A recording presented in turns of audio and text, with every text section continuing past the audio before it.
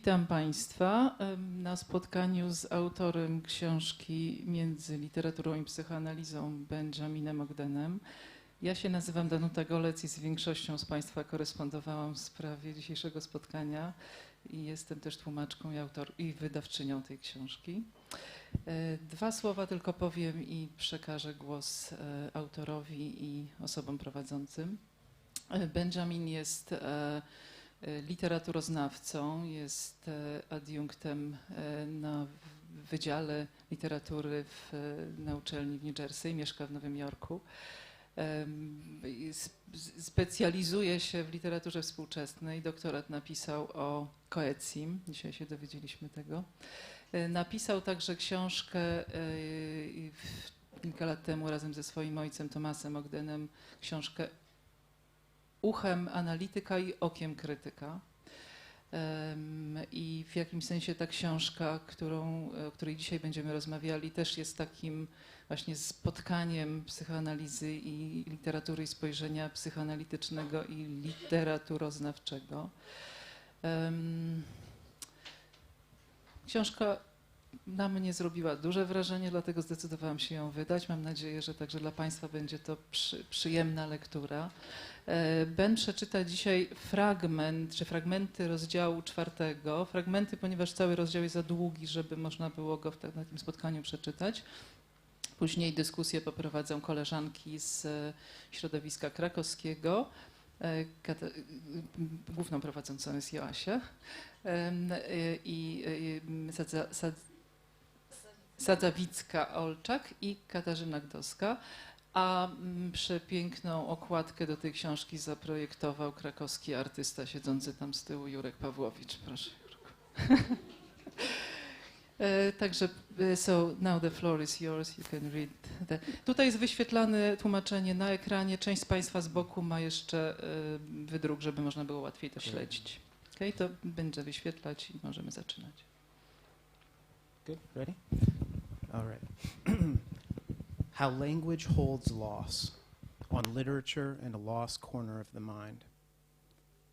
There is no more important function of the human mind than to make losses that are permanent bearable, and to make losses that may be temporary bearable until the moment of being reunited with what has been lost.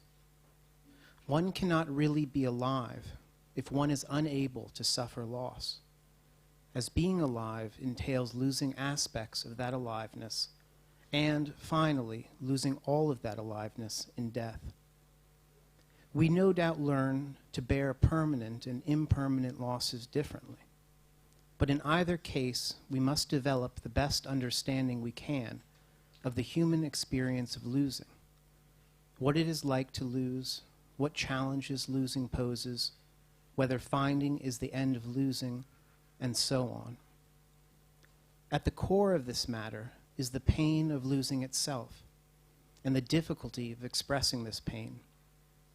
Not only is it, of course, difficult to talk about what pains us, but in the case of losing, we also face the challenge of communicating the depth and specificity of what has been lost, of articulating and making clear just what the lost object meant to us, and at the same time, all that the lost object meant to us. This need to express so much exerts a pressure on the words in which loss is spoken or written.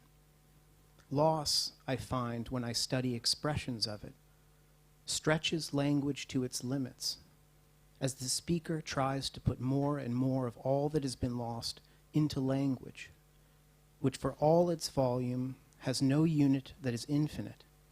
A sentence is not infinite, a paragraph is not, a page not, a book not.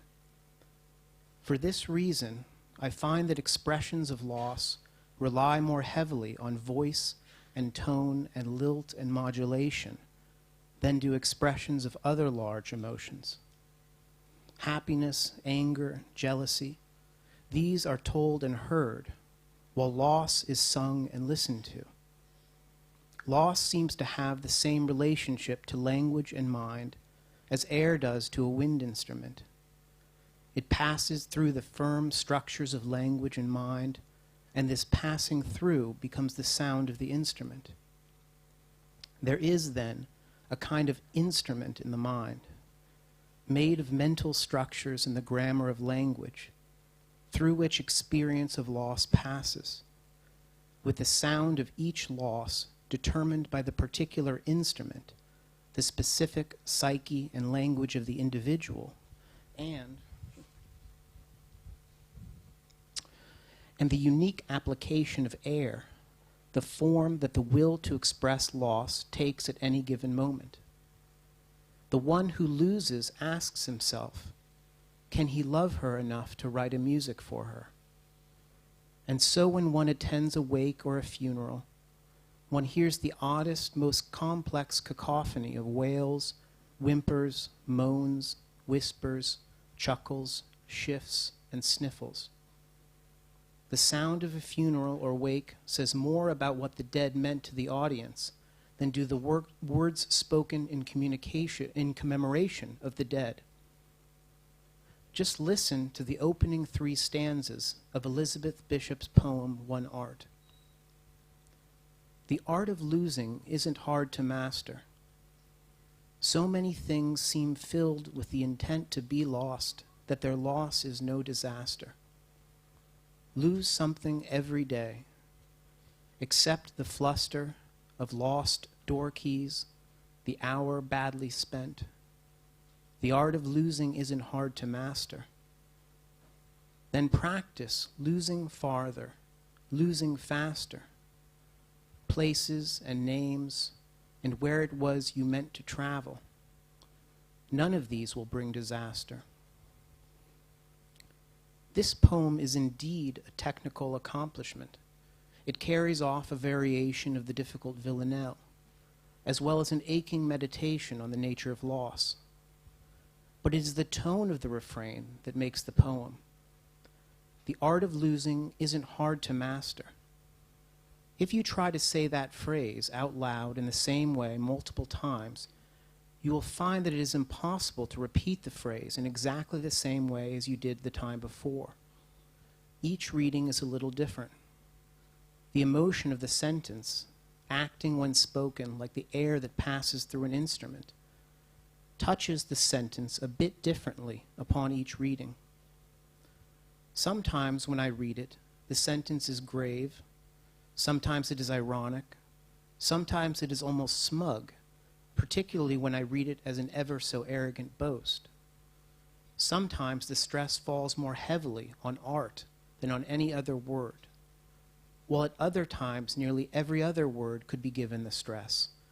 Losing, isn't, hard, master. When the sentence is read as part of the entire poem, the word master catches, depending on the reading, the flapping of one of the words with which it is rhymed: disaster, fluster, faster. One Art is not so much a poem about losing as a poem that is written in the voice of losing. Every word lives out the impossible, very sad art form that is mastered by those fortunate enough to live through each successive stage in the natural life cycle. But it is also important that the voice of losing not fall back on tired, unoriginal platitudes. The art of losing that Bishop sings of is her own creation. It comes from an instrument unique to her experiences of loss, and she creates this instrument as a poet in a way that is different from every other instrument of loss. There is a moment in J.M. Coetzee's novel Disgrace when the protagonist, David Lurie, is struggling to come up with the music for a chamber opera depicting the dull middle-aged life of the Contessa Teresa Guiccioli, the mistress and now widow of Lord Byron, as she laments that the sole fiery part of her life is now over. Lurie at first tries to express the loss in words. Working as swiftly as he can, holding tight to Teresa, he tries to sketch out the opening pages of a libretto. Get the words down on paper, he tells himself. Once that is done, it will all be easier. Then there will be time to search through the masters, through Gluck, for instance, lifting melodies, perhaps. Who knows? Lifting ideas, too. Actually, it is not enough, Lurie discovers, to resurrect dead words and ideas. But by steps, as he begins to live his days more fully with Teresa and the dead Byron, it becomes clear that purloined songs will not be good enough, that the two will demand a music of their own. And astonishingly, in dribs and drabs, the music comes. Sometimes the contour of a phrase occurs to him before he has a hint of what the words themselves will be. Sometimes the words call forth the cadence. Sometimes the shade of a melody, having hovered for days on the edge of hearing, unfolds and blessedly reveals itself.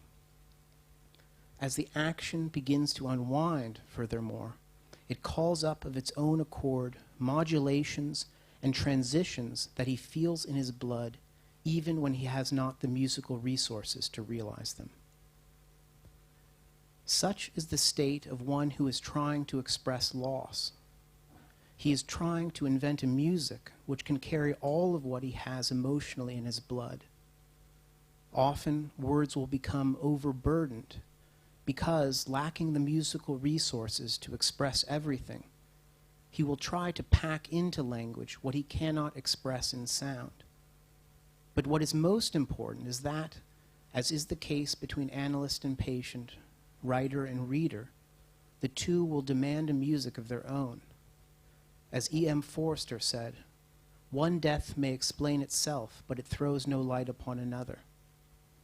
Each death, each loss, requires its own explanation, which will include an understanding of how a loss explains itself.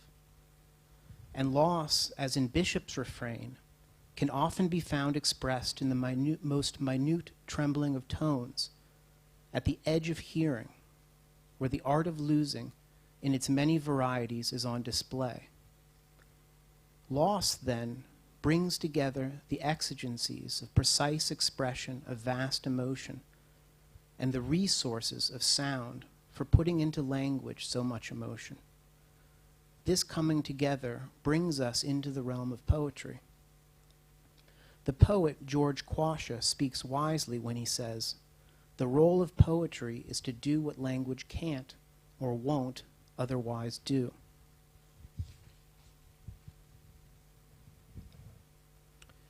In writing, and this is often true in psychoanalysis, the art of losing, the capacity to call up or develop anew language that expresses all that the lost object meant, and just what the lost object meant, is also an art of not losing. Writing, even if we use it to put certain lost things to rest, is also how we keep from having to lose entirely. And yet, we also know that as much as writing preserves, it also puts the final cup of dirt on the grave. Loss, psychologically and aesthetically, is a race between mastery, the art of losing with its tight poetic forms holding the shape of what is gone, and disaster, either the failure of art to preserve or memorialize, or despair at how hollow art can be as consolation for a devastating loss. Bishop shows this quite perfectly. The art of losing isn't hard to master. So many things seem filled with the intent to be lost that their loss is no disaster. Master and disaster are rhymed, both because rhyme turns them into poetic fellows, thereby neutralizing disaster through art, and because mastery, in a world in which all life is filled with the intent to die, is a disaster. Just look at how the poem ends. I lost my mother's watch, and look, my last or next to last of 3 loved houses went. The art of losing isn't hard to master.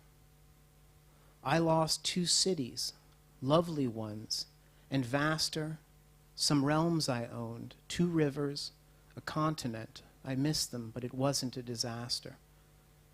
Even losing you, the joking voice, a gesture I love, I shan't have lied.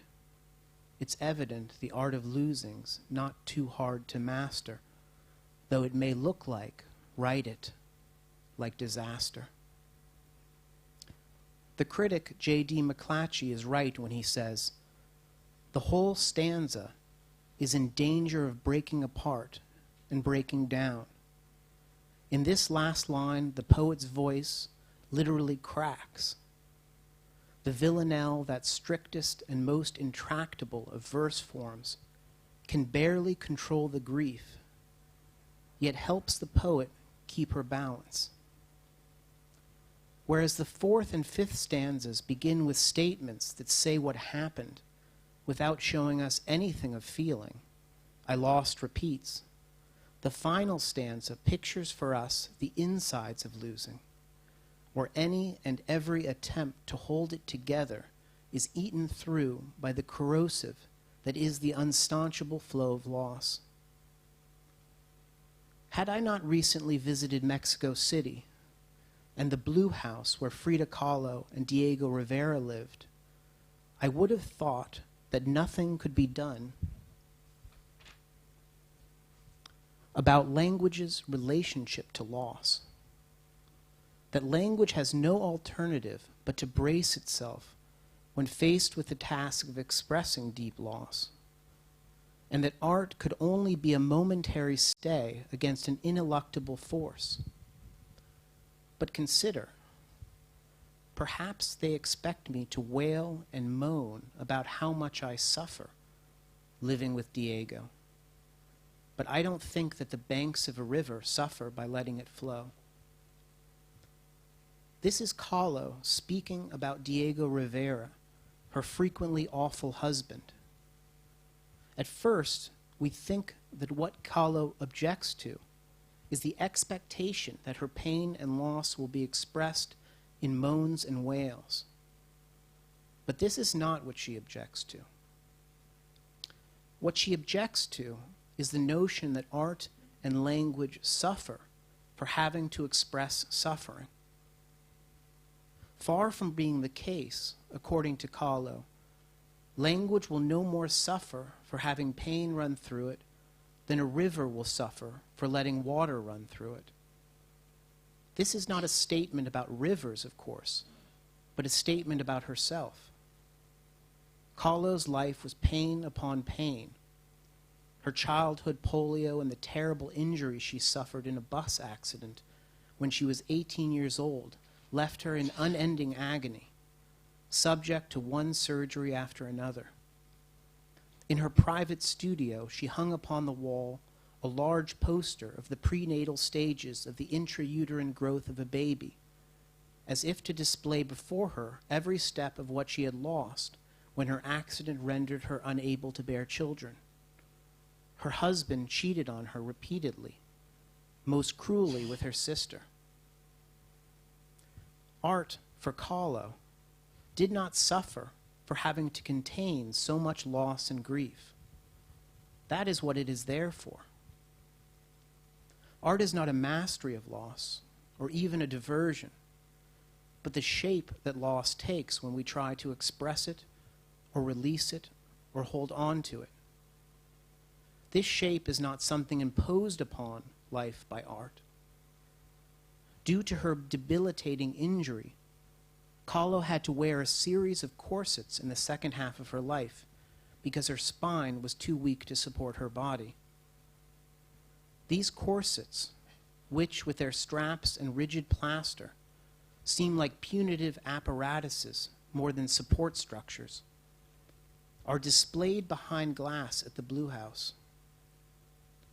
What Kahlo did with these corsets is paint upon them the most marvelous designs, every bit as beautiful and aesthetically complex as those we see in her paintings. I do not think it is correct to say that she was turning loss into art with her designs. That would be to make art into a mastery of loss, which would be to violate Kahlo's belief that art is not a mastery of loss, but the banks through which its stream winds. The corset, left blank, is already the shape that loss takes, and the painful contortion into which the corset forces the human body is already a binding of human loss. It is not art that suffers, but the human shaped inside of art. Expressions of loss from this perspective are not so much corsets made of language to contain loss. Rather, expressions of loss are designs written upon the corsets. These designs can, in the end, do nothing to master loss. They are not meant to master it. We think we are building the corset, when the corset, in fact, holds the loss together already, allowing us a shape on which to impress images of what is being held inside. Language, rather paradoxically, is something we write on, not in. Loss already takes the shape of language. With this shape, we can do what we wish, wailing in agony if that is what is occurring inside the corset, or bracing for worse to come if that is what is happening, or imagining the corset rupturing if that is what we worry will happen, as in the case of the greatest physical and emotional distresses. When the corset breaks completely, then we are dead, and the art is preserved in shreds until such a time as it disintegrates, or no one is left who is interested in being a caretaker of shreds. Much of what I believe to be true about the psychological operations of loss, I grew convinced of reading the novel Never Let Me Go by the Japanese-born British writer Kazuo Ishiguro. And so I will turn to a scene from this novel for a lengthier depiction of the psychology of loss.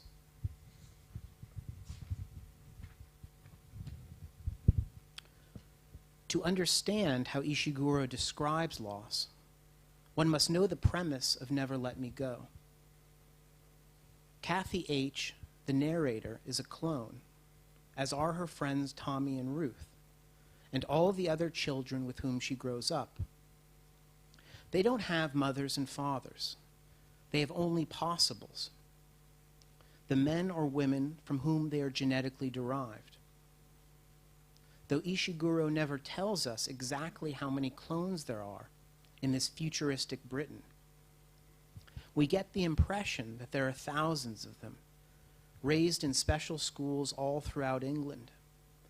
Tommy, Ruth, and Kathy are friends and occasional lovers at Shining Hailsham, the best of all the schools, the one that all clones speak of with the reverence associated with a Harvard or an Oxford. Britain created these clones, we learn, so that their organs can be harvested and used by the public. The lives of these clones are decided for them. Once they have finished their schooling, which stops at high school age, most of them will become donors, giving away organ after organ to the general population until they complete, a euphemism for dying. About this fate of theirs, they are, as one of the Hailsham instructors puts it, told and not told. They are both informed of their purpose and kept from knowing its full, awful, unjust meaning. A few of them can defer donations for a time by becoming a carer, which involves assisting other clones in their donations, which become increasingly painful and risky as each subsequent organ is bequeathed to Britain. Carers eventually become donors. Kathy is an experienced carer and narrates the novel from the perspective of one in that particular position. In the scene below, Kathy tells of the fate of a precious cassette tape that she lost when she was a girl, and of the circumstances under which she found it again many years later in a town called Norfolk. I still have a copy of that tape, and until recently I'd listened to it occasionally, driving out in the open country on a drizzly day. But now the tape machine in my car has got so dodgy, I don't dare play it in that. and there never seems enough time to play it when I'm back in my bedsit. Even so, it's one of my precious possessions. Maybe come the end of the year, when I'm no longer a carer, I'll be able to listen to it more often. The album's called Songs After Dark, and it's by Judy Bridgewater. What I've got today isn't the actual cassette, the one I had back then at Hailsham, the one I lost. It's the one Tommy and I found in Norfolk years afterwards. But that's another story I'll come to later. What I want to talk about is the first tape, the one that disappeared. I should explain before I go any further this whole thing we had in those days about Norfolk. We kept it going for years and years. It became a sort of in-joke, I suppose, and it all started from one particular lesson we had when we were pretty young. It was Miss Emily herself who taught us about the different counties of England. She'd pin up a big map over the blackboard, and next to it, set up an easel.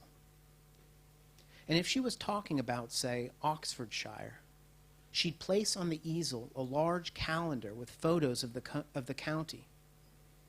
She had quite a collection of these picture calendars, and we got through most of the counties this way. She'd tap a spot on the map with her pointer, turn to the easel, and reveal another picture. There'd be little villages with streams going through them, white monuments on hillsides, old churches beside fields. If she was telling us about a coastal place, there'd be beaches crowded with people, cliffs with seagulls. I suppose she wanted us to have a grasp of what was out there surrounding us. And it's amazing, even now, after all these miles I've covered as a carer, the extent to which my idea of the various counties is still set by these pictures Miss Emily put up on her easel. I'd be driving through Derbyshire, say, and catch myself looking for a particular village green with a mock Tudor pub and a war memorial, and realize it's the image Miss Emily showed us the first time I ever heard of Derbyshire. Anyway, the point is, there was a gap in Miss Emily's calendar collection. None of them had a single picture of Norfolk. We had these same lectures repeated a number of times, and I'd always wonder if this time she'd found a picture of Norfolk. But it was always the same. She'd wave her pointer over the map and say, as a sort of afterthought, "And over here we've got Norfolk. Very nice there." Then, that particular time, I remember how she paused and drifted off into thought. Maybe because she hadn't planned what should happen next instead of a picture. Eventually, she came out of her dream and tapped the map again. You see, because it's stuck out here on the east, on this hump jutting out into the sea, it's not on the way to anywhere. People going north and south, she moved the pointer up and down, they bypass it altogether. For that reason, it's a peaceful corner of England, rather nice, but it's also something of a lost corner. A lost corner. That's what she called it, and that was what started it. Because at Hailsham, we had our own lost corner, up on the 3rd floor, where the lost property was kept. If you lost or found anything, that's where you went. Someone, I can't remember who it was, claimed after the lesson that what Miss Emily had said was that Norfolk was England's lost corner, where all the lost property found in the country ended up. Somehow this idea caught on, and soon had become accepted fact virtually throughout our entire year.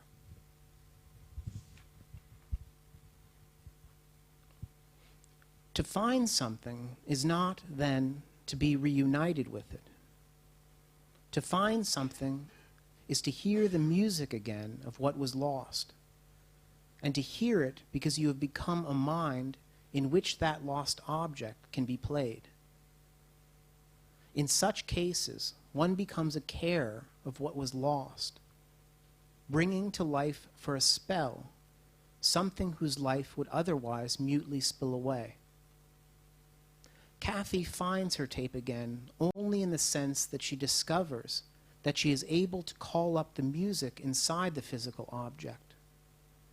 Her capacity to bring out the tape's music is one way she is a carer in relation to herself, and is an extension of her ability to make every clone under her care sing, even though she cannot keep them alive forever. Yes, it is true that she only can call up this music once she comes upon another copy of Songs After Dark.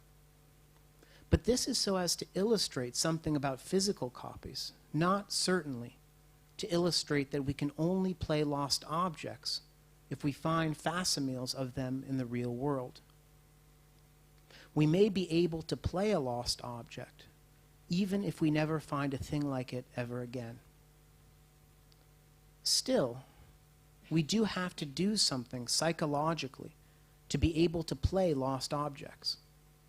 It is, Ishiguro goes on to suggest, a thing the mind does. Miss Emily teaches Kathy and the other children the counties of England by showing them a picture of each county. The pictures come from a calendar which fixes time by giving it linear order. The calendar is leant against an easel, an instrument of art. Verisimilitude is propped up by artistic imagination, just as Kathy's sense of where she is in England is propped up by her earliest memory of seeing a single representation of that part of England.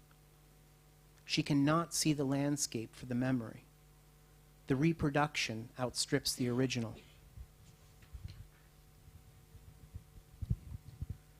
Norfolk is, rather, an aspect of the human mind. We should not dwell on the obvious, that crudely Norfolk could be turned into a pale and provisional version of the unconscious, for that will only illustrate what we already know about the mind, rather than following Ishiguro to what only he knew as a writer when he wrote this scene. What seems most important is that this part of the mind is always awaiting loss, preparing for it, girding itself for what will eventually happen. It exists specifically to prepare us. In this way, it works against language, or, depending on how you look at it, in league with language. Language as presented by Bishop and Dickinson, though less so than by Kahlo, is stressed to the breaking point by loss, and so seems forever unprepared for it. Loss is a kind of test or torture of language. It disfigures it. This aspect of the mind, conversely, is prepared to lose. It is not surprised by loss. Here again is the moment Miss Emily gives her lesson on Norfolk. You see, because it's stuck out here on the east, on this hump jutting into the sea, it's not on the way to anywhere. People going north and south, she moved the pointer up and down, they bypass it altogether. For that reason, it's a peaceful corner of England, rather nice. But it's also something of a lost corner. The important thing about Norfolk is that it's not on the way to anywhere. Whereas the rest of the scene gradually reveals information so as to give the reader a feeling of understanding about Norfolk and its origins, this remarkable phrase humbles all that knowing at the feet of a beautiful mystery. It's not on the way to anywhere. There is no end to what this sentence could mean, and yet its indeterminateness does not sway the reader from feeling it is determinately true. But I believe at times that I can say what Ishiguro means. Of course he hasn't given us an aporia. What he means is that when you are going to Norfolk, you are going there, not any place else. You are not going in a direction. north or south, east or west. But you are going to Norfolk, and that may be a place inside oneself. And because Norfolk is special in this very specific way, it's also a peaceful corner. If it were on the way to somewhere, it would grow busy, and in no time would cease to be a lost corner. Norfolk, to serve its function, must be a place not on the way to anywhere else, must be peaceful and free of busyness, and must be a place in which lost objects are found beyond any reasonable expectation and played once again. This aspect of the mind recalls the analytic space, as it does literature itself. Kathy's language, which is both formed by her experience as a carer and the reason she makes such a good carer in the first place, has a conscientious wisdom to it that allows it to softly restrain the loss that tries to overrun it. Loss can't denature such language. Norfolk seems to stand behind such language, helping language to brace for loss by growing more measured, less busy, and so more peaceful and capacious. But in doing so, something is lost. Frida Kahlo, like Kathy, dreamed of having children, but could not because of a physical calamity for which she was not responsible. Kathy, following her natural gifts, learned to find the music that she lost by developing the Norfolk of her mind, and by finding a language in which to express loss. Kahlo had no Norfolk. There was no place she could imagine going to recover what she lost. And so her language hardened into a corset. This, I imagine, was to the detriment of her happiness, but it was not to the detriment of her art. Her corsets made a tight boundary out of turbulent pain, and the designs she made on those corsets reflected the wailing and agony inside of her. Had she had a Norfolk in her mind, had she had a language not so tightly strapped, she could not have stood or moved, for the corset held her spine straight as much as it held together her loss. Thank you.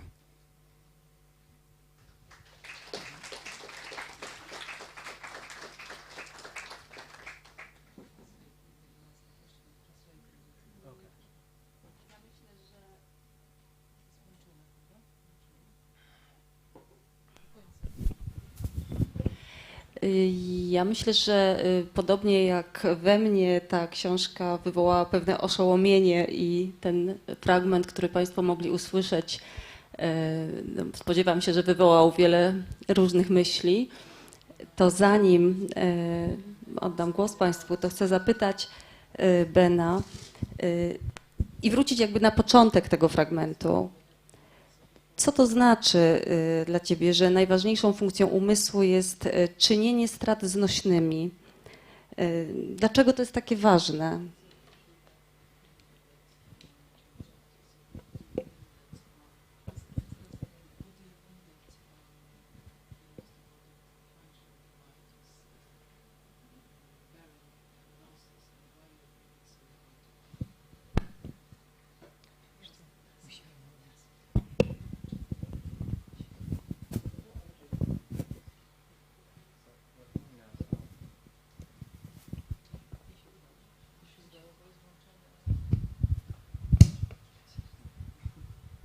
Does that work? Oh, there we go. Okay.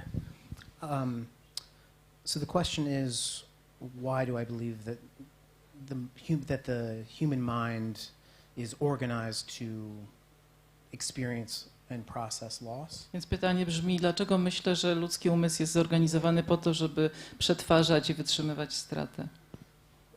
Well, I have just a very general answer, which is that loss is universal. Ogólna odpowiedź jest taka, że po prostu utrata jest uniwersalna. And yet it's something that we may not understand at birth or understand in our early years, but we come to discover over time. A jednocześnie jest czymś, czego nie rozumiemy w dzieciństwie czy w momencie urodzenia i nie rozumiemy przez lata, ale z czasem uczymy się to odkrywać.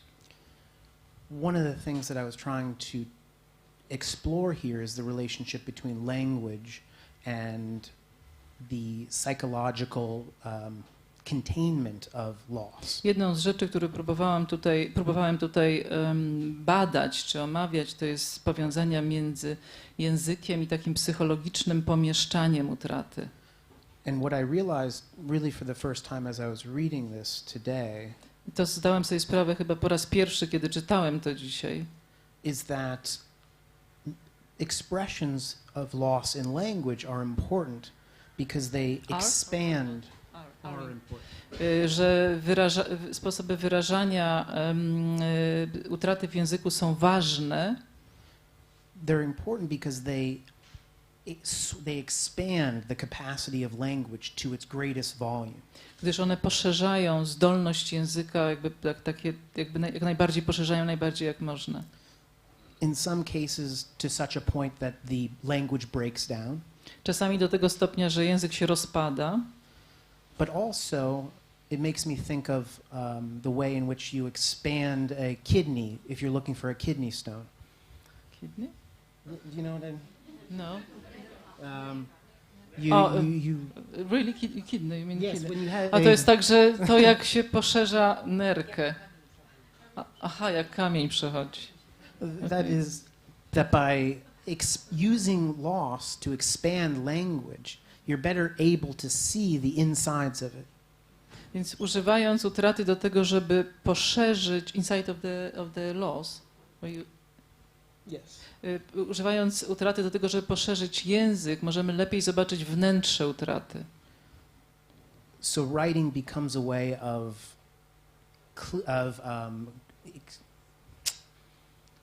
growing or enlarging the volume or the territory. Więc pisanie staje się takim sposobem rozwijania czy poszerzania zasięgu czy terytorium. So that we can see more precisely what we've lost. Także możemy wtedy widzieć bardziej precyzyjnie, co utraciliśmy. So I was trying to focus not on loss simply as something that is expressed by language. Więc starałem się skupiać nie tylko na utracie jako na czymś, co jest wyrażane przez język, but something that is found inside of language. Ale coś, co jest można odnaleźć w samym języku.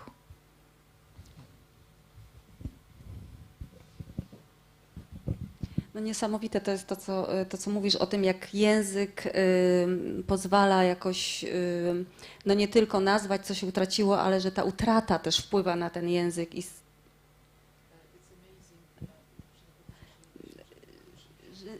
Że niesamowite to, jak w drugą stronę, tak? Że nie tylko język służy do wyrażenia utraty, ale że utrata poszerza język.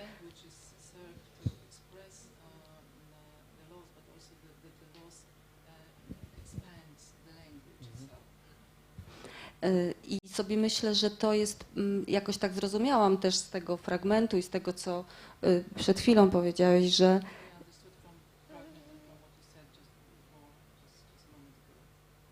że też utraty czy tracenie no jakoś poszerza nie tylko nasz język, ale jakoś nas też.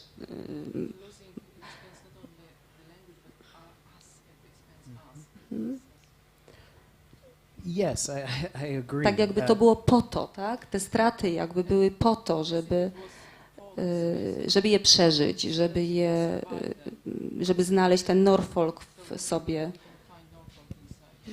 Yes, language serves two purposes. Tak, język służy dwóm celom. On the one hand, it grows, it makes more vast ourselves. Z jednej strony jakby poszerza, czy czyni nas bardziej pojemnymi. And at the same time, its task is to fill that space. A jednocześnie jego zadaniem jest wypełnienie tej przestrzeni. So it's both the cause of growth and the solution to the emptiness that growth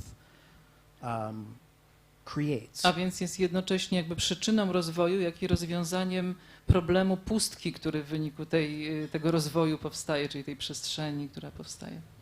But I think I've given there isn't one way in which any human being follows this path of using language to grow and then to fill in that new space. Nie ma jednego sposobu, w jaki istota ludzka podąża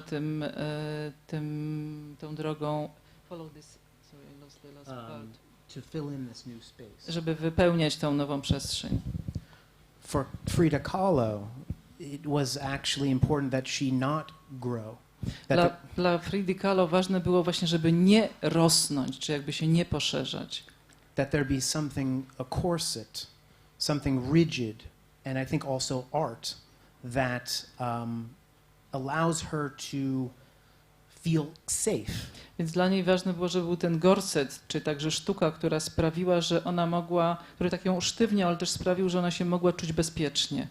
So for her, language was a binding of loss. A więc dla niej język był czymś takim, co wiąże, zamyka utratę. A sort of a cast that helped the bone heal. Był takim gipsem, dzięki któremu kość może się zrastać.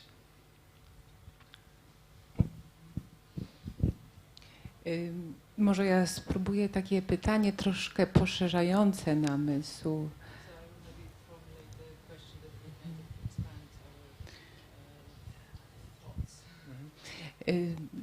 Dlaczego właściwie, jak sądzisz, Ben, utrata czy tracenie zajęło takie specyficzne, ważne miejsce i w psychoanalizie, i jak słyszę dla ciebie w literaturze?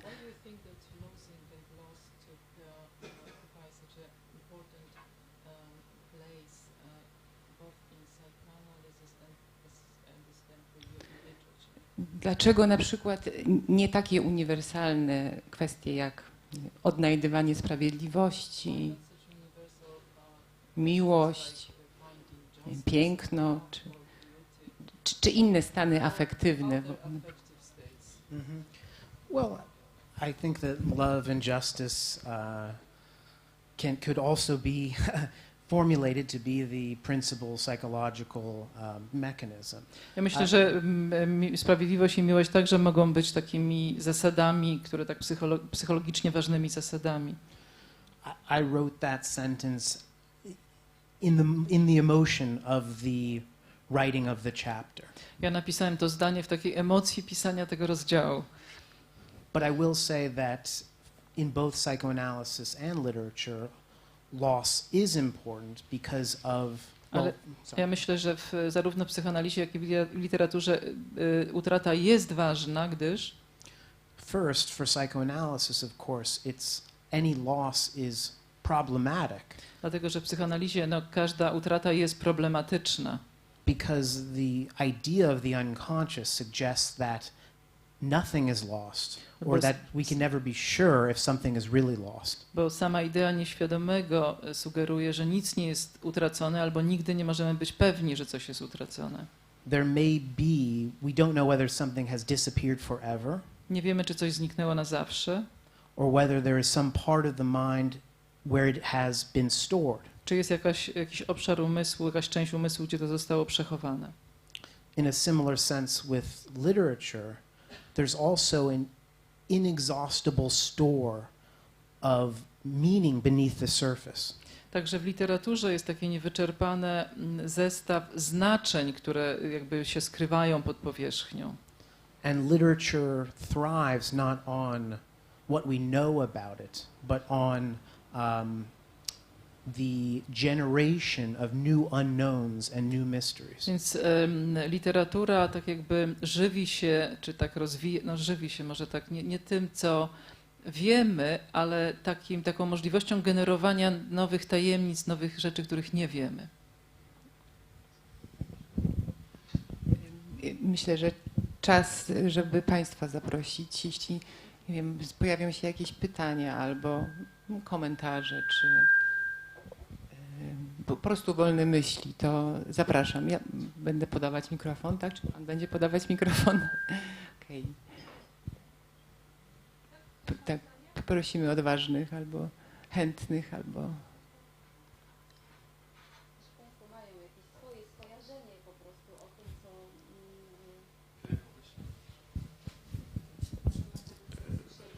I just have one question. Can I ask it in English? Is it okay?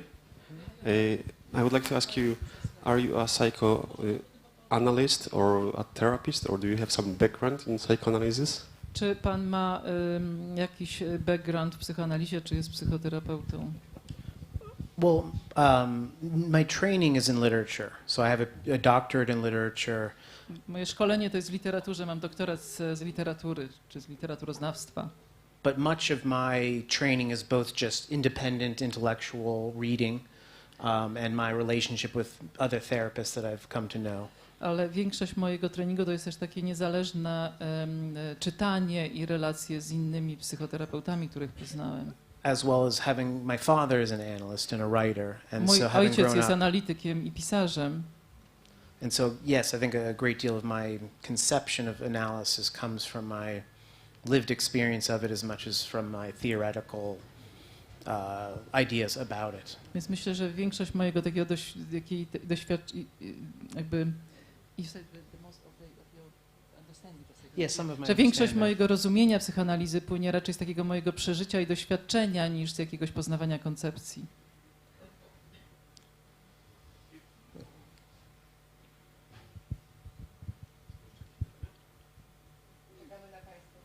Do you want to talk about the disciplines or? To muszą być jakieś poważne analizy, mogą po prostu myśli, bo wydaje mi się, że to jest tak inspirujące, co słyszeliśmy.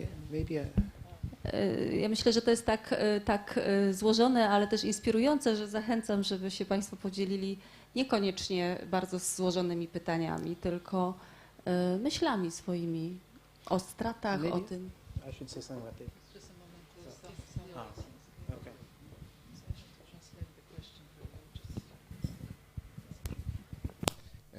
Dobry wieczór.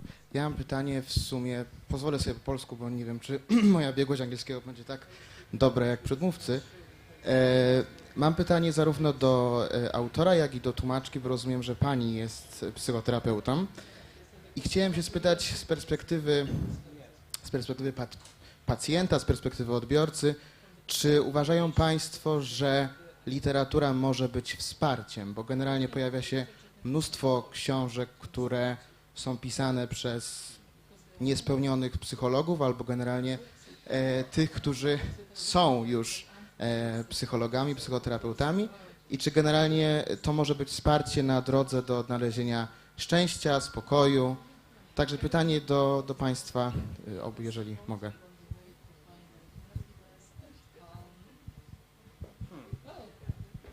Kto pierwszy? No. No, no, That's no, your, no, the no, floor no. is yours, the floor is Because I yours. want to hear your. No, Please. please. It's a very interesting question. I'm not sure. I don't know how to answer To jest whether ciekawe pytanie, nie wiem za bardzo jak odpowiedzieć. literature can be a kind of solace or a balm to help soothe people's psychological problems. Nie wiem, czy literatura może być czymś takim, co będzie łagodzić psychologiczne problemy ludzi. My sense is that while of course sometimes certain discrete and clear lessons can be learned from certain lessons can certainly be learned from literature. Myślę, że pewnych lekcji można nauczyć się z literatury. More often the meaning is the exposure to the mysterious aspects of literature. Częściej to jakby chodzi o takie bycie, takie jakby kontakt z takimi tajemniczymi aspektami literatury. So much of psychoanalysis has traditionally been about a movement from the unknown or the unconscious to the known or the Tak conscious. tradycyjnie psychoanaliza była jakoś tak kojarzona z takim przechodzeniem od tego, co jest nieświadome, nieznane, do tego, co jest świadome i znane. But literature offers us, and I think psychoanalysis too, an opportunity to move in the opposite direction. Ale literatura i myślę, że także psychoanaliza oferuje nam przejście w drugą stronę, czy w drugim kierunku. So that what is known, what is conscious is subject to unconscious kinds of thinking. Więc to, co jest znane i świadome, może być poddane takiemu nieświadomemu myśleniu, nieświadomemu sposobowi myślenia. To, I think, appreciate literature, one has to keep that mystery, that unknown alive, rather than trying to make all of it emerge and rise to the surface. Literatura może jakby tak podtrzymywać tą tajemnicę przy życiu, zamiast tak starać się wydobyć wszystko na powierzchnię i wszystko oświetlić.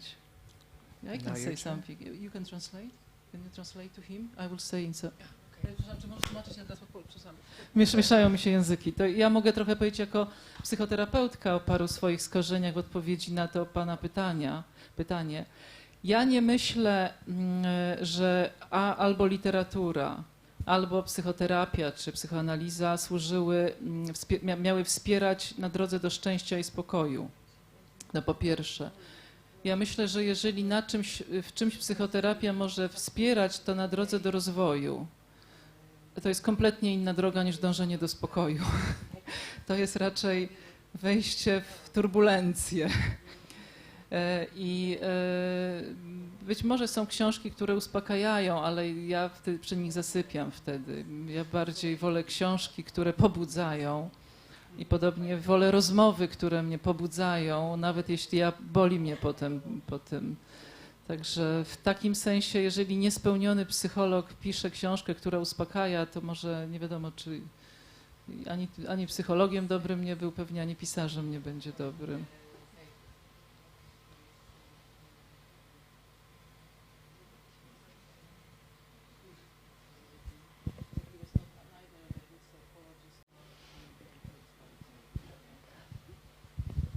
Może mają Państwo jeszcze jakieś myśli, czy swoje skojarzenia do tego, czy do literatury, czy do psychoanalizy, czy po prostu do tych strat? To a propos pobudzeń, bo mnie pobudziła myśl o Norfolku jako o miejscu przeżywania utraty, bo myślę sobie, że przeżycie utraty może być takim stanem odosobnienia. To znaczy, że nawet jak się jest na stypie, na pogrzebie... Ach, okej.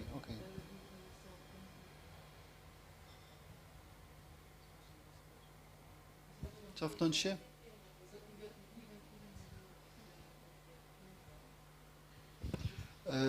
To osoba, która doświadcza utraty, jest w jakimś stanie odosobnienia. I bardzo mnie to zainspirowało, że to jest taki stan, w który można się udać, albo w który po prostu się udajemy, jak doświadczamy tej utraty, ale w którym nie da się być stale, bo życie toczy się w różnych kierunkach. I że to jest doświadczenie, w którym bywamy czasem, no, życie, można powiedzieć, od urodzenia jest pewną utratą już życia, tak? Ale że właśnie no, nie można być w tym stale, bo to jest jednak wtedy ten stan odosobnienia i myślę, że który jest poza życiem. Tak sobie jakoś myślę o tym Norfolku jako... Bardzo mnie to jakoś pobudziło właśnie, a propos.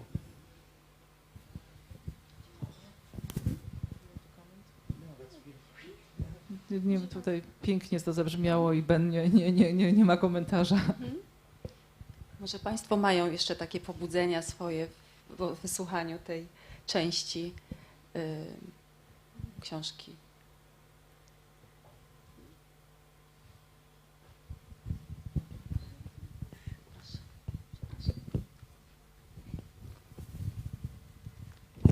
Ja mam takie pytanie, co zrobić, gdy takiego miejsca się nie ma? Bo znam też osoby, które tego miejsca nie mają i różne straty, nie mówię też tylko o śmierci i tak dalej, ale na przykład o stracie kogoś bliskiego, kto załóżmy odrzuca nas, albo stracie nawet wyobrażeń o sobie. Co zrobić, kiedy takiego miejsca... Przepraszam.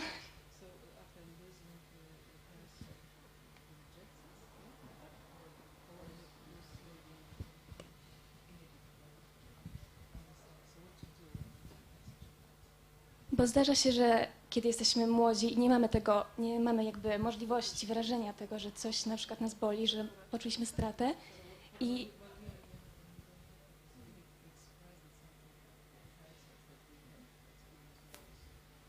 wtedy, jak mamy jakby dalej z tym żyć, jakby z tym, że nie mamy tego miejsca w sobie, w którym jakby do którego możemy wrócić?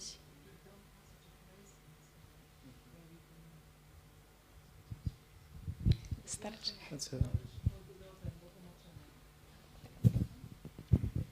I think it's a fantastic question.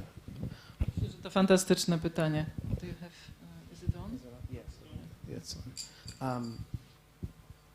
Well, I think there are two, at least from the selection that I read, it offers two sort of possible answers to that question. Więc z tego fragmentu, który czytałem, to tutaj się pojawiają dwa rozwiązania tej kwestii. One would be that art or writing becomes a way of creating something that can contain loss. No, jedna to jest taka, że sztuka albo pisanie może być takim narzędziem, które umożliwia tworzenie jakby takiej przestrzeni, która pomieści utratę. For Kahlo, she wrote or drew on her corsets. W przypadku Kahlo ona rysowała czy pisała na swoich gorsetach. And so she tried to manufacture in the real world something that she lacked psychologically. Więc ona próbowała jakby tak stworzyć taką manufakturę w świecie realnym, coś, co straciła w świecie wewnętrznym, stworzyć to na zewnątrz próbowała. The other possibility is to think of Kathy H. as a analyst or a carer. Inna możliwość to jest myśleć o tej Katy z książki Ishiguro jako o analityczce. No tak. And this would be more for other analysts to speak to, but that part of the analytic process may be providing that the Norfolk for somebody who at this point cannot develop it for themselves. Tak, to inni analitycy mogą się wypowiedzieć, ale jakby część pracy analitycznej polega na takim tworzeniu tego Norfolku przejściowo dla osób, które same tego nie potrafią dla siebie wytworzyć. Yes. Ja myślę, że to są też takie pytania o to, gdzie znaleźć tą przestrzeń pomiędzy, tak? To, co też jest w tytule książki, pomiędzy literaturą i psychoanalizą. I ja bym chciała też jeszcze do tego się jakoś zwrócić. No właśnie, jak ty rozumiesz tę interdyscyplinarność, to bycie pomiędzy? Well, it may be helpful for me to say that my book comes out of my rejection of the traditional way in which psychoanalysis and literature have come together. Więc może pomocne będzie powiedzieć, że moja książka powstała jako wyraz odrzucenia takiego tradycyjnego sposobu spotykania czy łączenia psychoanalizy i literatury. Traditionally, psychoanalytic literary criticism is what we call applied psychoanalysis. Tradycyjnie taka psychoanalityczna krytyka literacka jest tym, co my nazywamy psychoanalizą stosowaną. This is a form of criticism in which a particular psychoanalytic theory or concept is used to decode or convert literature into psychoanalysis. To jest taki sposób, w którym jakieś określone koncepcja czy pojęcie psychoanalityczne jest używane, żeby odkodować albo tak trochę przerobić literaturę na psychoanalizę. The classic example of this is Freud's reading of Hamlet. Klasycznym przykładem jest to, jak Freud odczytywał Hamleta. There, the entirety of Hamlet is simply a mask beneath which one finds the Oedipal complex. Więc wtedy całość tego Hamleta jest po prostu taką maską, w sensie utworu, maską, za którą znajdujemy jedną rzecz, kompleks Edypa.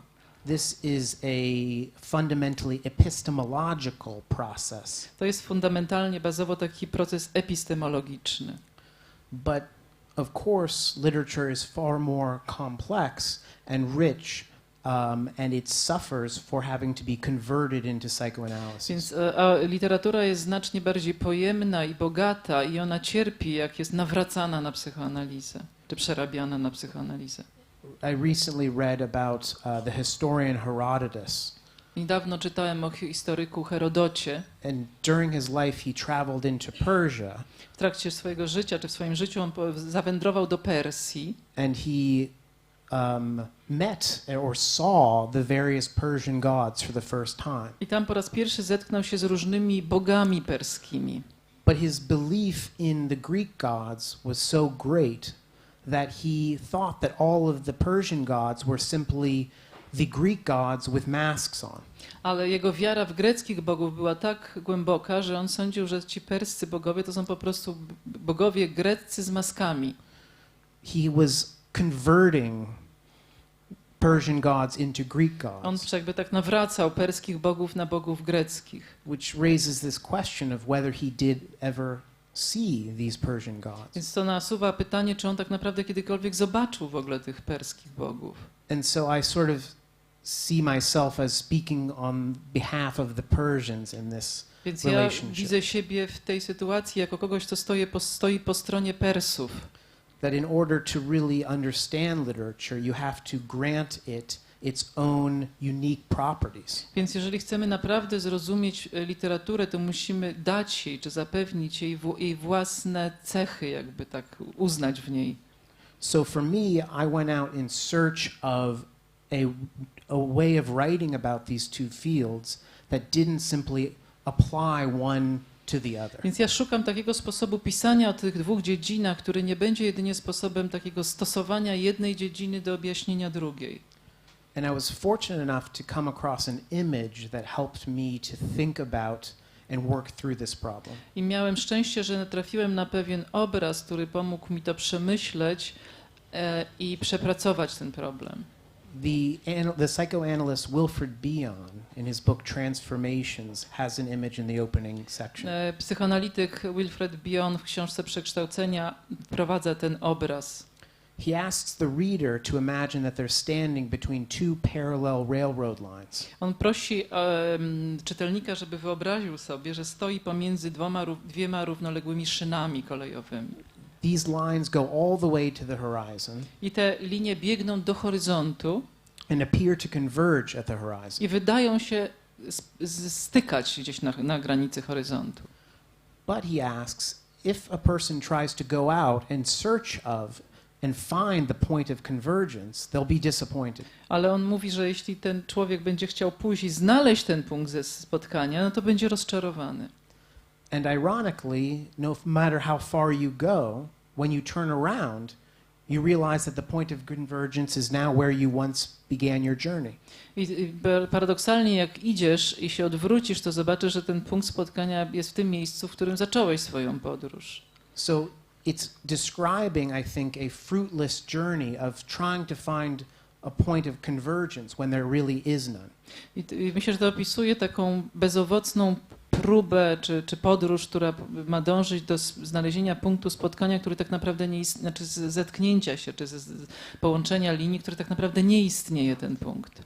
In my understanding, applied psychoanalysis is a process of trying to create a convergence or make things nearer to one another. Więc w moim odczuciu właśnie ta tak zwana stosowana psychoanaliza to jest taka próba stworzenia tego punktu styczności, czy takiego zbliżenia do siebie różnych rzeczy. But I ask, what if we stop looking for convergence? Ale ja pytam, a co jeżeli przestaniemy szukać takiego punktu? And instead focus on filling up the space between these disciplines. A zamiast tego skupimy się na tym, żeby wypełnić przestrzeń pomiędzy tymi dyscyplinami. This, to me, is a movement from an epistemological view of psychoanalysis in literature to an ontological view, a view of being. Moim zdaniem to jest właśnie przejście od epistemologicznego spojrzenia na literaturę i psychoanalizę do takiego spojrzenia ontologicznego na bycie, czy ontologicznego spojrzenia na bycie. And it's also a view that places the greatest importance on the writer, him or herself.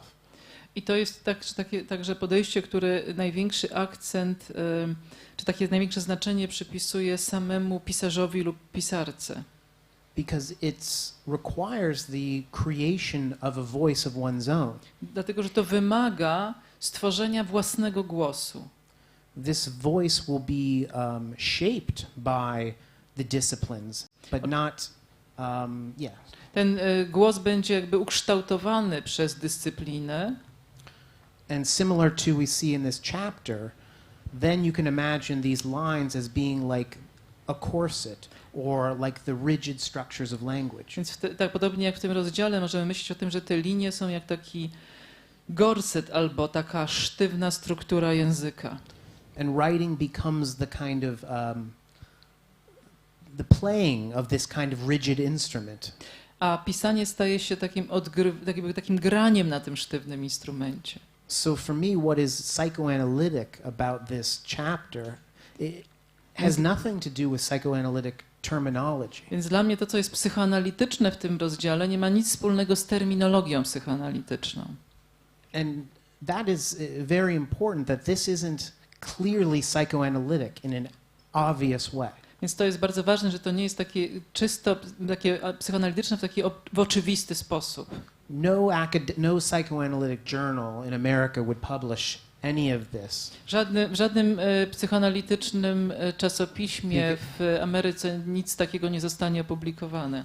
Because for them, psychoanalysis is the use of terms, and there are no terms in this. Dlatego, że dla nich psychoanaliza jest używaniem terminów, a tutaj nie ma terminu. But one of the chapters was read in Italian Psychoanalytic Society. Yeah, but that's... Bo ja mówię, że jeden z Italians rozdziałów will był do it. odczytany na konferencji Włoskiego Towarzystwa Psychoanalitycznego jako referat, także to w Europie jest trochę łatwiej. Yeah, so you can see that this is an attempt to reclaim a new space in which a certain kind of thinking can go on. Więc widzicie, że to jest taka próba odzyskania takiej przestrzeni, w której jakiś nowy rodzaj myślenia może się odbywać. Which is very important because, at least in America, to jest bardzo ważne, przynajmniej w Ameryce. Psychoanalytic literary criticism has a very bad name. Dlatego, że tam psychoanalityczna krytyka literacka ma bardzo złą opinię. Because it's seen as being a kind of violent attack on literature. Dlatego, że jest postrzegany jako taki gwałtowny, przemocowy atak na literaturę. And I try to stand back and do as little harm to the literature as possible. A ja staram się tak stać z boku i czynić jak najmniej szkód, jak to możliwe literaturze.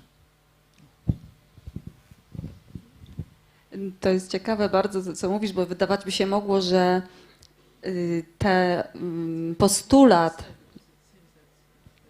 postulat, żeby nie przykładać tej miary, tych okularów psychoanalitycznych, żeby patrzeć na literaturę,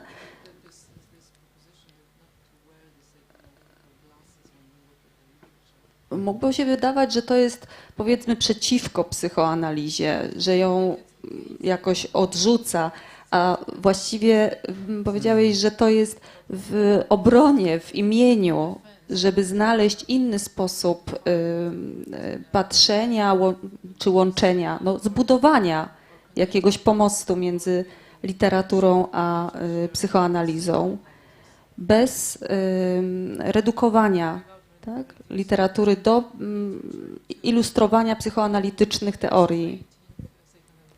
Ale żeby też zachować miejsce dla psychoanalitycznego myślenia w odczytywaniu literatury. Yes, it certainly can be read as a rejection. Na pewno można to czytać jako odrzucenie. Though I don't think of it, I wouldn't write a book about something I didn't think had value. Ja nie pisałbym książki o czymś, co uważam, że nie ma wartości. It's more of a call to embrace creating one's own language. To jest bardziej takie wezwanie, do tego, żeby tworzyć własny język. Rather than relying on the inherited language of the profession. Zamiast używać takiego odziedziczonego języka profesji. So I could make the argument that my chapter is filled with psychoanalytic terms. They're my own terms. Ja bym powiedział, że ten rozdział jest wypełniony terminami psychoanalitycznymi, ale to są moje własne terminy. And they may be terms that other fields use as well, because they're human terms. Może to są terminy, które inne dziedziny też używają, ponieważ to są ludzkie terminy.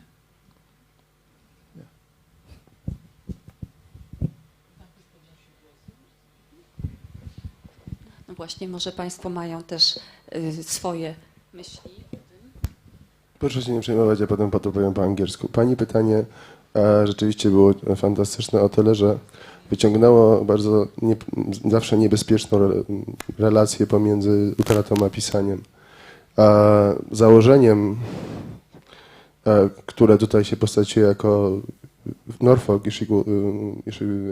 i Shiguro, jest takie, że strata musi odnaleźć wyraz.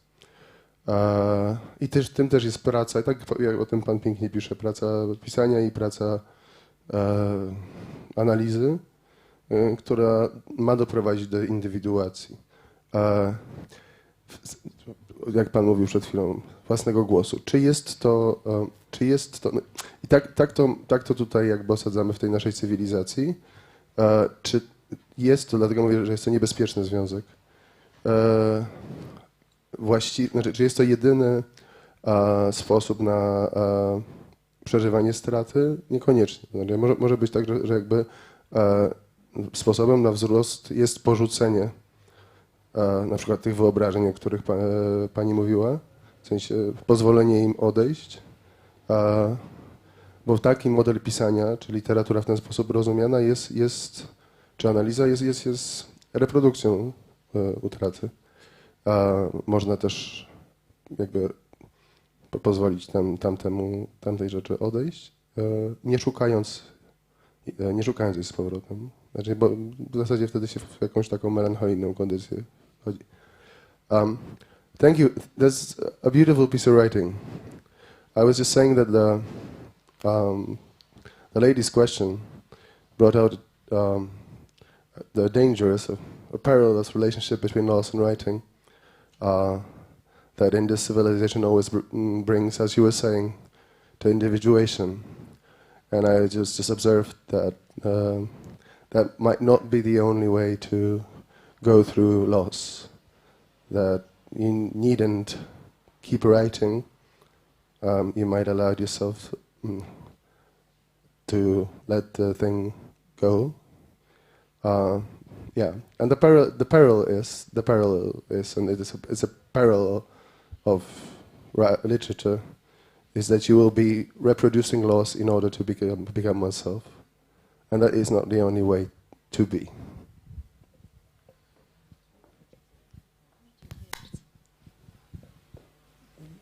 I agree. Yes, I definitely did not mean to suggest that there's sort of one way of going about losing.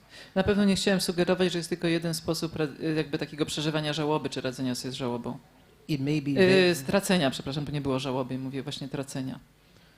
It may be very important that we be able to once and for all truly lose things. It might be important. Yeah, it may be necessary. Być może być ważne, żebyśmy umieli tak na dobre tak wszystko stracić.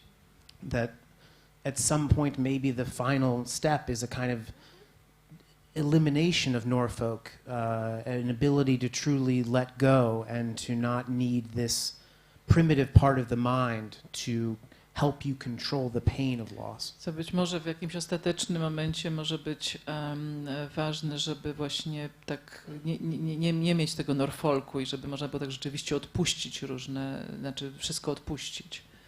And that's why some... Sorry. I'm tired, so I'm kind of losing parts of Okay. but No, okay, no. yeah. And it's also to say that sometimes we wish we didn't have a Norfolk. Czasami jest tak, że wolelibyśmy nie mieć tego Norfolku. That we wish that this thing had disappeared, but it had simply gone back into circulation. Chcielibyśmy, żeby coś zniknęło, a to po prostu wraca w takiej cyrkulacji. And we may try to forget about that place. Musimy próbować zapomnieć o tym miejscu. And this has to do with, the return of the repressed and those sorts of issues. To ma związek z powrotem wypartego i z tego rodzaju kwestiami.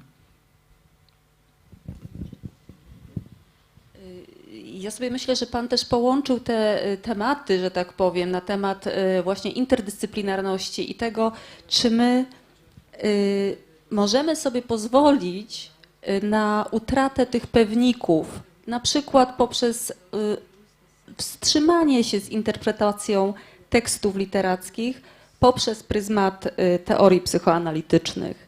To jest też pewna strata, na którą możemy się zgodzić albo nie. Może Państwo mają jeszcze jakąś myśl czy skojarzenie odnośnie też tego aspektu tej książki, której dziś fragment wysłuchaliśmy, tego właśnie bycia pomiędzy, tego bycia właśnie w tej interdyscyplinarności, czyli łączenia czy tracenia niektórych stałych takich pewników na rzecz takiego dialogu, na przykład też myślę w gabinecie, w pracy analitycznej, w spotkaniu z drugim człowiekiem.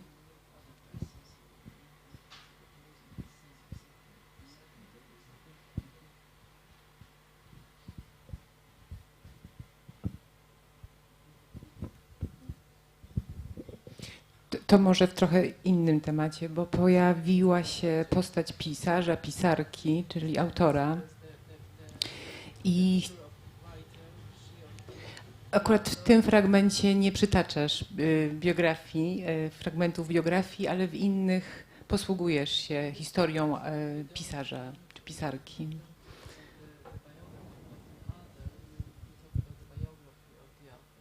I chciałam cię zapytać o coś, co być może krytyka literacka ma jakoś dobrze opracowane,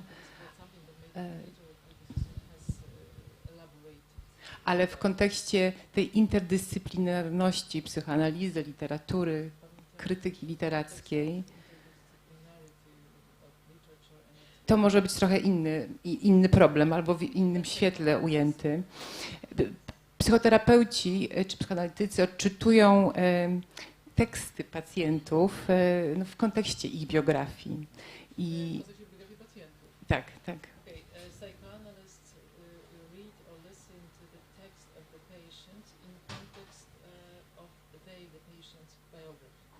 I ciekawi mnie, kiedy ty się posługujesz w odczytaniu dzieła, w jakiejś jego właściwej interpretacji biografią autora.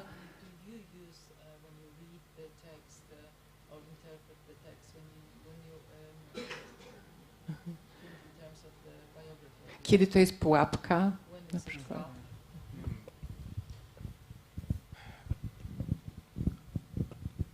I believe that most attention should be paid to the text itself. Myślę, że najwięcej uwagi powinno być do samego tekstu. But any responsible piece of criticism will think about the relationship between the life and the art. Ale każdy odpowiedzialny, jakby taki krytyka literacka będzie myśleć o powiązaniu między właśnie biografią i tekstem.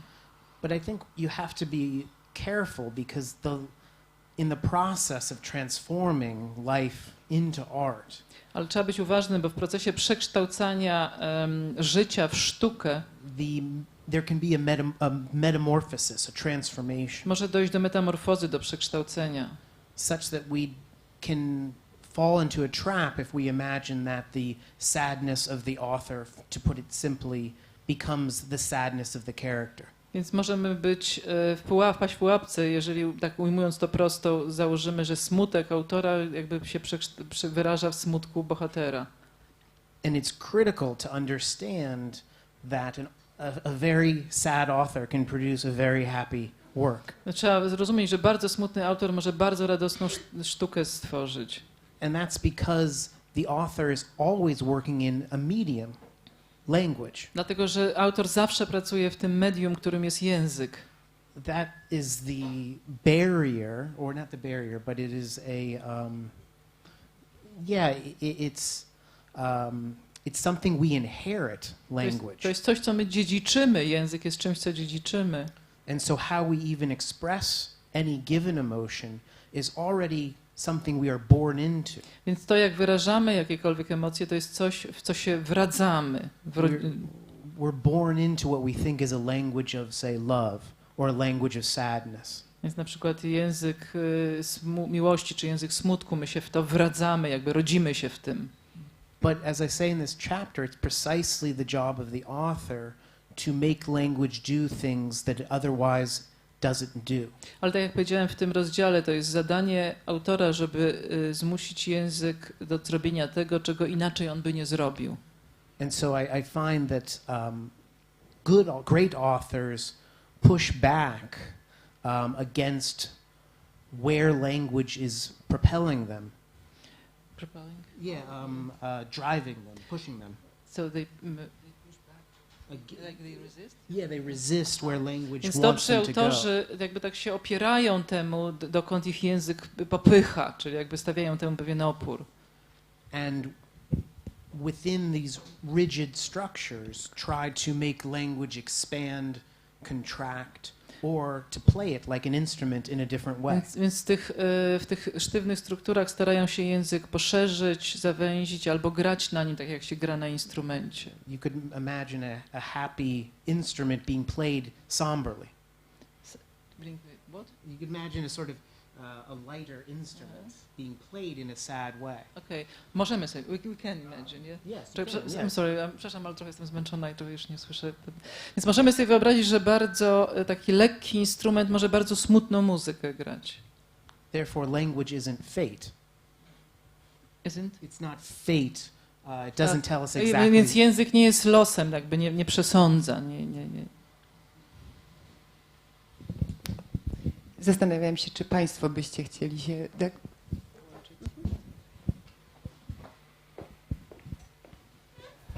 Tak, i ta ostatnia uwaga przywraca do czegoś, co jest też istotne, że język, w jakim wyraża się strata, jest językiem narodowym. I jakkolwiek, o czym warto pamiętać, że nie jest językiem w ogóle, że formy wyrazu, szczególnie, że większość Państwa będzie czytało przekład tej książki, formulacja uczuć następuje w danym języku naturalnym, polskim czy angielskim tutaj. So I was just saying that this brings me back to the fact that it's not the language, it's always a natural language. The formulations of feeling happen in a language, especially in the context that most of the people will be reading a work in translation.